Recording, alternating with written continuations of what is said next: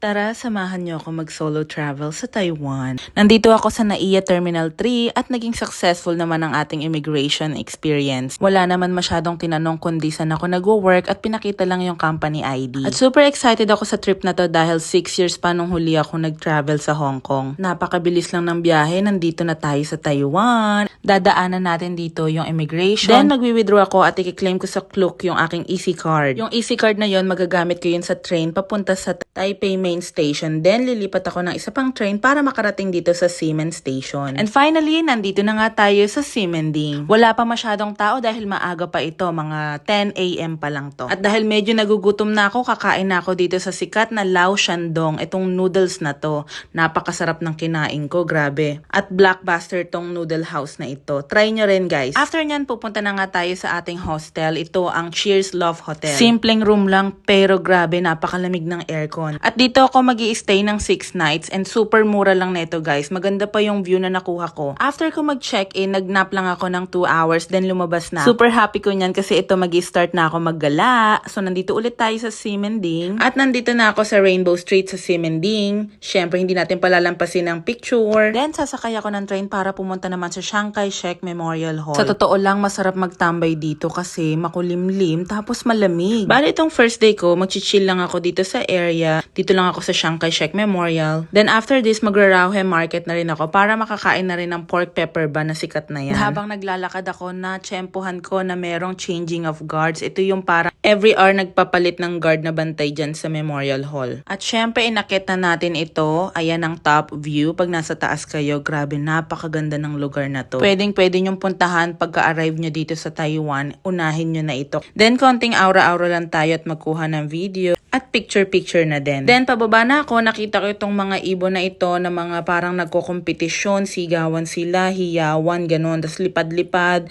para sila nag-exhibition, ganun. Then, pupunta na ako ng Rauhe Market kasi 5 PM na yan, alam ko bukas na yon. Nag-take lang ulit ako ng train para makapunta ng Rauhe Market and nandito na ako. At katabi pala niyan ay isang temple na napakakulay, napakaganda. So, chinek out na rin natin yan. Ang purpose ko talaga dito yung pork pepper bun na nandito pa lang sa simula, may pila na. Grabe ang sarap nito. 2 na yung binili ko dahil alam kong mabibitin ako at hindi ako nagsisi. So, first sarap! Yun lang, unang kagat mo, pasuka ka agad. At grabe, ang dami palang options dito. Nandito rin yung famous na steak, merong sausage, tapos sa kabila niyan may xiaolongbao. Tikman natin dito yung wine sausage, tsaka yung xiaolongbao. 50 NTD ang isa ng sausage na to and bagong luto rin siya. Kaya naman napaka-init pa at umuusok pa nung kinagat ko. May kakaiba siyang lasa, para siyang may wine. Then binasa ko ulit yung signboard, meron nga wine sausage siya. Pero hindi naman lahat ng sausage dito may wine. Then nakita ko na naman tong steak, siguro next time tatry ko. Meron din ditong tanghulo tsaka mga strawberry na fresh. Then nakita ko tong iniihaw na kebab, bumili na rin ako niyan. Meron ding mga cute na mga damit ng pets. And sa dulo ng market na to, merong place kung pwede kayong magtambay at dyan ko kinain ang aking tanghulo tsaka tong kebab.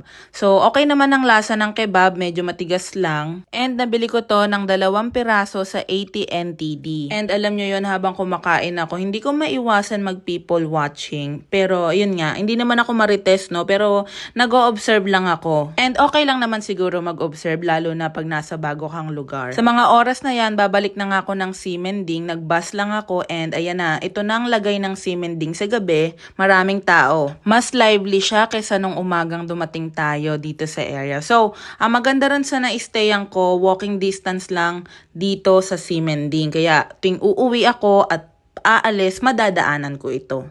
And marami rin pagkain na pagpipilian dito. And ito nga, meron pang Starbucks dito. So kung gusto nyo magkape, ayan, meron. Guys, tikman nyo tong papaya milk na to sa 7-Eleven. Pati tong pudding na to, grabe, ang sarap. Sinasabi ko sa inyo, wag nyo palalampasin yung papaya milk na yun. Then, pabalik na ako ng hostel. Nakita ko tong nagluluto ng fried rice and na-intriga ako. Bumili ako niyan at iuulam ko yung xiaolongbao na binili ko sa Rauhe Market. At dito ko natatapusin ang aking first day sa Taiwan. See you on my next vlog. Bye!